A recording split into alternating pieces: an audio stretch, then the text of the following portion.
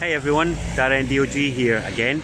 I'm in the throng of London today and I just feel moved. I've been brewing the next instalment for the last couple of days and wanting to do something on the masculine, but something different from what I'd done before and something that would complement well what we have been looking at in the feminine recently. And I've just been inspired by some of the confinement field of London has inspired me to make the point I want to make today. So up until now we've been looking at the two states of the feminine, the magnetic feminine, looking at the circle and form and state, and then the omega when her two poles are kind of flipping. And now in the masculine, what we're dealing with is the line drawer. So remember, the line and the circle are our fractal fundaments, the fundamentals of the masculine and the feminine. And up until now, we've been looking at the different modes of the feminine. But when it comes to the masculine, we need to kind of, it gets a little bit confusing, because while resistance is masculine in a woman, it is feminine in a man in relation to the masculine. So I'll need to explain this to you a little bit. So you see, gender is relative. So for example, in communication, where we're talking about facilitating conception in another, we're looking for somebody else to conceive of the idea we're looking to share with them, to receive our point and conceive with it. It's a pure gender process. And obviously whoever is the one making the point and transmitting is in the male role, whether they are a man or a woman. So the gender is relative in that respect. Whoever's making the point is masculine, and the other one, if they want to get the point, have to be open to receive and then conceive with that point. Otherwise communication cannot take place. Now I addressed this well enough elsewhere, but I raise it here just to bring in this aspect of gender relativity, where the position can change. So what is masculine in a woman can be feminine in a man, as we'll see with resistance. So if we remember, the line drawing energy is the energy of discernment, it's the energy of division, and it's the one of boundary. If we just, you just have to look in nature at where lines appear to get a sense of the function of that masculine bounding energy. It stops trees becoming the sky and, grass becoming flowers. The line energy bounds things tightly and contains them when it's in its positive form. When it's in its negative form, it controls and contains them. Okay, and this is where we'll see where masculine resistance comes in, because the masculine principle, when it is discerning, is that it is acting to include some and exclude others based on what has been received from the compass, what has been felt and fed back. Then a new line needs to be drawn or a point needs to be made, and the active masculine moves then. So the masculine is only masculine when it's moving and changing, otherwise it's feminine. And because the energy of resistance is to preserve a state rather than change it, because it is preservation, so to stop the state from changing, that is what makes it feminine from the masculine point of view, but masculine from the feminine point of view. I hope that makes sense. It's quite a difficult point to get across. So when we're dealing with men and their resistance, what we're dealing with is their feminine principle, which is the boy archetype, if you'll remember from the last time. So where the mother is masculine in women, the boy is feminine in men, and it's feminine in men for exactly the same reasons that the mother is masculine in women. So I'll run through them again for people that didn't see that video. So in the Toltec tradition, the male does a few things which are borne out fractally around life. Now, you need to look at other videos and other books to get the why of this. I just don't have the scope here to go into it. But basically what we have is that the male patrols the boundary, leads the way, brings change, brings a new resource, prescribes the method by demonstrating through example. Really summarising some principles there. But as we saw last time, that's what makes the mother masculine in a woman, because she does all those things for her children. And it's the role that makes it masculine, not the person. And in the same way, because the boy child has no points to make, no lines to draw, can't patrol any boundary, can't go and get new resource, can't bring the change, must be open to receive the points of the parents in the world and to then conceive from them. That's what makes the boy fundamentally feminine, as he must receive and conceive the points of the world first. His rite of passage comes when he says, "Ah, world, I have received your points and conceived with them. Now here are mine. Here are my lines, here are my points, here is my change in response to what I have conceived." That is the rite of passage for the modern male, and maybe even the modern woman who is looking to initiate our masculine as well.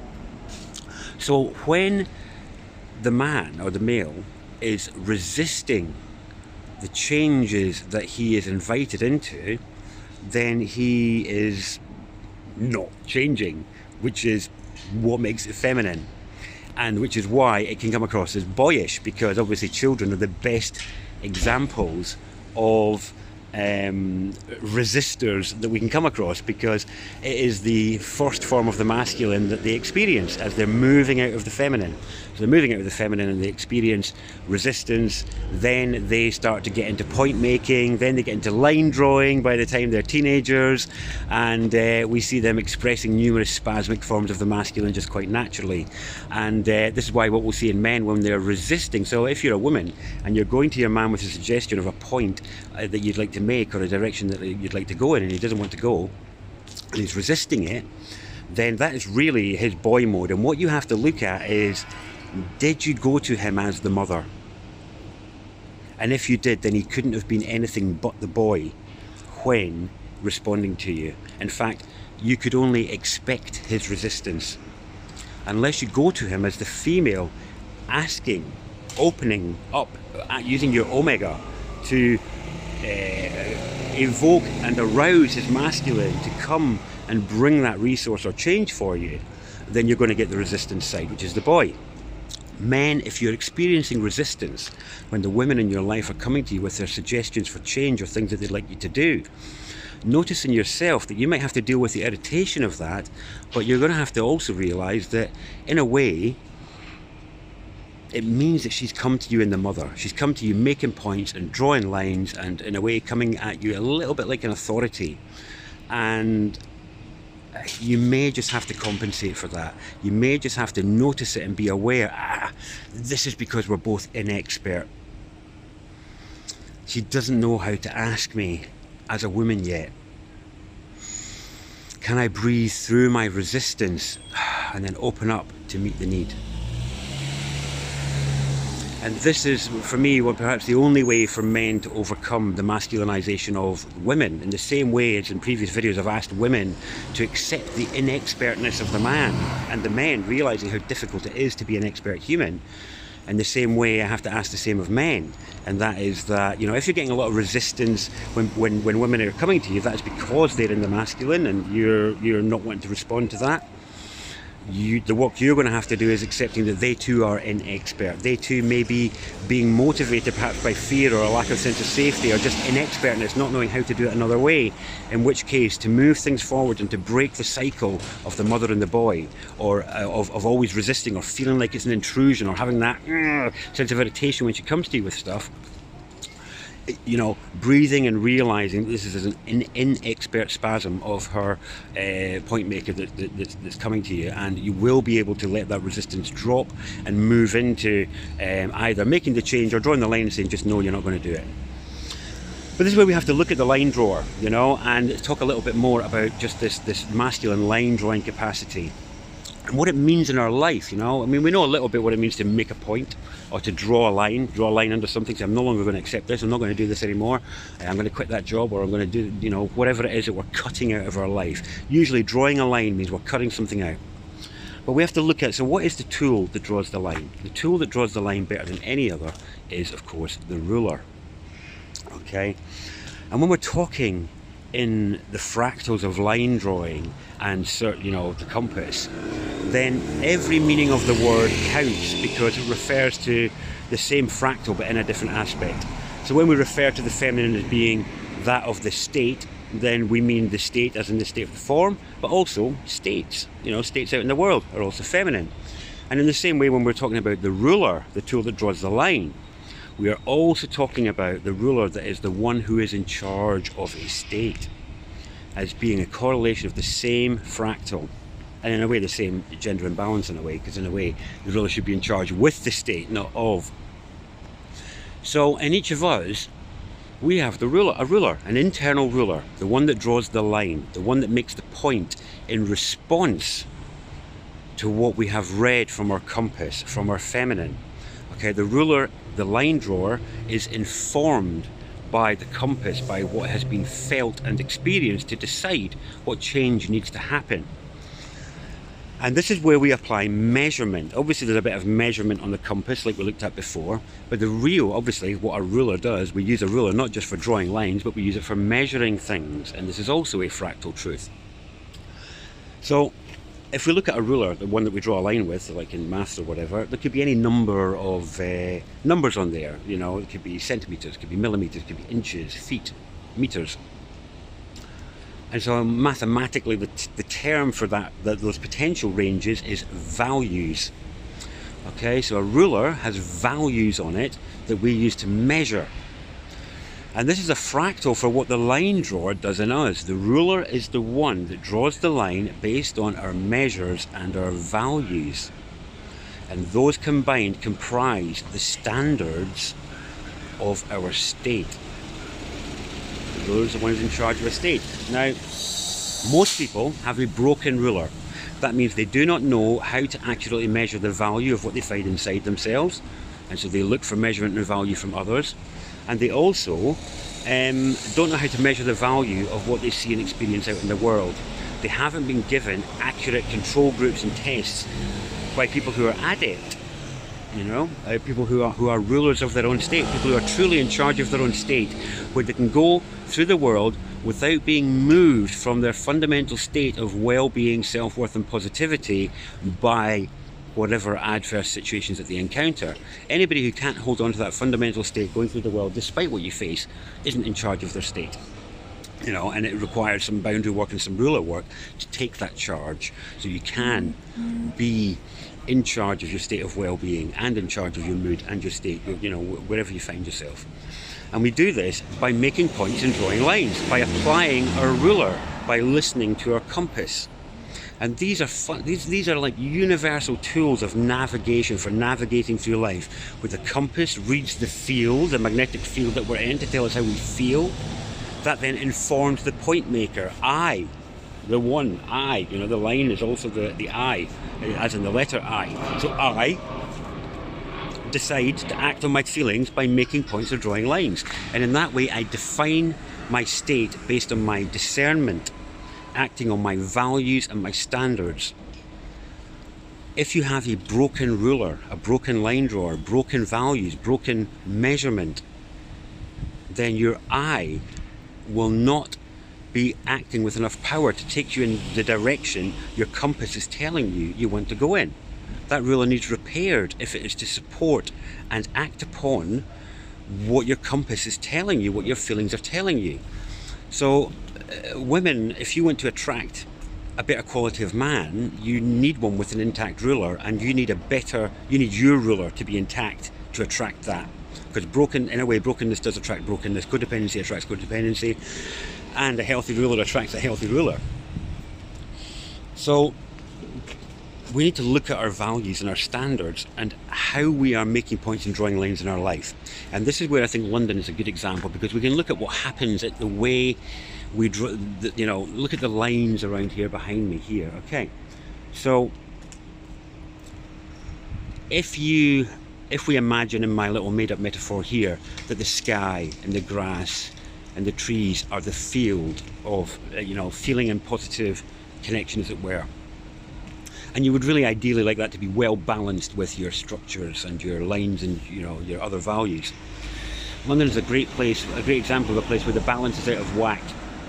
Too many lines, not enough compass, you know, not enough of the feeling reaffirming stuff. And in a way, if you have a look at how the lines have been used to create these structures behind me, they block out the sky. They block out the feeling, the field that gives us that sense of connection and being in our environment. And this is what can happen to us in our lives when, without realizing it, we create relationships of values and standards that become edifices that then trap us. And we get trapped in the structures of our own skewy measures, skewy values that often aren't even our own, that they've been given to us by others, and we've just adopted them thinking that they were trustworthy values, not realizing they've trapped us in a box when there's a whole world of great feeling, connection, and compass, enriching events to experience. And it's only by revisiting those values and those standards one by one that we can decide whether we are expecting too much from others because of how difficult it is to be a good human, or expecting too much from ourselves. Thinking too much of ourselves is as bad as thinking not enough of ourselves. Valuing ourselves too much is as bad as not valuing ourselves enough. Finding that middle ground is the place to be in, and we get that feedback from life, but we also have to visit it ourselves. We should revisit that ruler where I am making decisions on a daily basis. I am excluding options on a daily basis based on the deeds that I am doing, based on values and measures that I am applying, whether it's conscious or not. So I ask you, where are your measures coming from? Your expectations of self and others. Are they appropriate? Are they relevant? Are they important? Because most people I've met have a broken ruler. They both overestimate themselves in some respects and underestimate themselves in others, as I mentioned earlier. But they also look to others for valuation too much. And because of the fear of the value of others, don't act. Don't act on the internal ruler, the internal eye, what it is telling you to do. Don't act because of fear of the values, i.e. the judgment of others.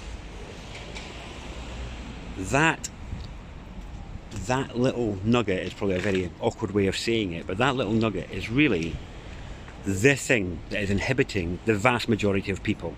The vast majority of people have a broken ruler issue that is affecting them, believing that the I in them can bring a change that is worthwhile, and because of their fear of either not being good enough to do it or the judgment of others, are in a stasis, in a limbo.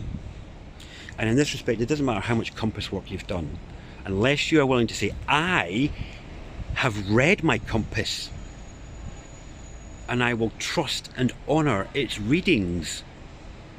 Here are my points. These are my lines. And it is only by doing that that I will define the state that I will live in. And doing that will invoke the magic of the world. And for a lot of you that seem to be seeing a lot of darkness or a lot of negativity just now, this sort of work will take you away from that. It will take you somewhere different. I can't say any more than that without it sounding too mystical. But the point is, the ruler and compass are very magical tools.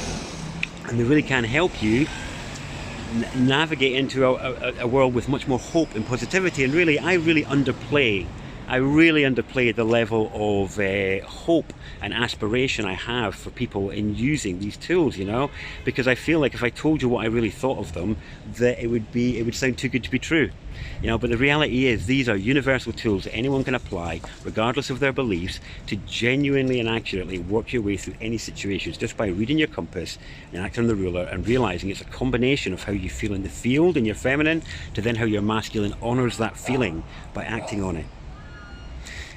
And my people, that inner relationship of how well your masculine and feminine respond to each other's needs is what is mirrored in your intimate relations. It is mirrored in your intimate relations. So, men, if you feel like your women aren't being open enough to you, where are you not being open enough to your own ruler or compass?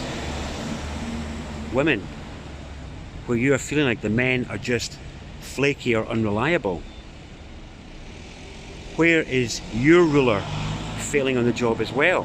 Where are your values askew and awry and not fit for purpose in the same way as you may have judged some of the men? It's a really brutal look in the mirror when you realise intimate relations are an actual mirror of the relationship that we have with our internal polarity between how the ruler and compass work together. It's not the king or queen, it's the king and queen, the ruler and compass. And it's only together that you can carve that incredible spiral of life that will take you somewhere incredible and special and magical. And when they don't work well together, you end up boxed in with a small world, unable to feel the breeze, unable to enjoy the sky, because it's all been blotted out by an assembly of structures and values that weren't even yours. Thanks for your time and attention again.